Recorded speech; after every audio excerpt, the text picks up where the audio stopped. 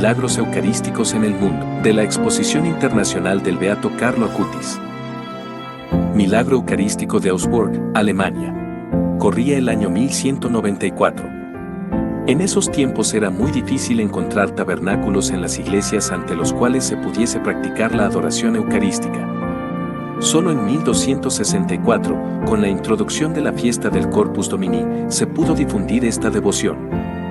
Por esto mismo, una señora de Augsburg particularmente devota al Santísimo Sacramento, luego de haber comulgado, escondió la hostia en un pañuelo sin que nadie se diese cuenta.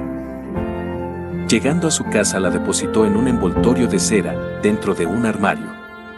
Luego de 5 años, un 11 de mayo de 1199, atormentada por el remordimiento, se confesó con el superior del convento de Heilig-Kreuz, el padre Berthold. El sacerdote pidió entonces que le fuese entregada la Eucaristía. Poco después, teniendo ya el envoltorio de cera en sus manos, lo abrió y vio que la hostia se había transformado en carne sangrante. La Eucaristía se presentaba dividida en 2 partes unidas entre sí por unos hilos delgados de carne sangrante. Entonces, el padre Berthold se dirigió inmediatamente al obispo de la ciudad, Udalskalk, quien ordenó que la hostia prodigiosa fuese trasladada a la catedral, acompañada por el clero y el pueblo, y allí fuese expuesta en una custodia de cristal para la adoración pública. Pero el milagro siguió manifestándose, ya que, desde el día de Pascua hasta la fiesta de San Juan Bautista todos pudieron ver cómo la hostia aumentaba en sus dimensiones.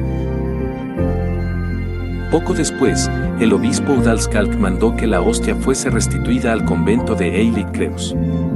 Al mismo tiempo, estableció que en recuerdo de un hecho tan memorable y extraordinario, se realizara cada año una celebración especial en honor a la santa reliquia. En 1200, el conde de Rechberg donó a los padres agustinos un cofre de plata, de forma rectangular para que allí fuese depositada la hostia del milagro.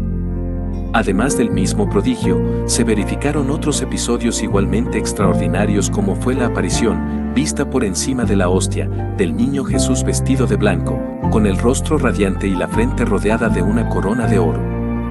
El crucifijo de la iglesia que sangraba y la aparición de Jesús que bendecía a la asamblea.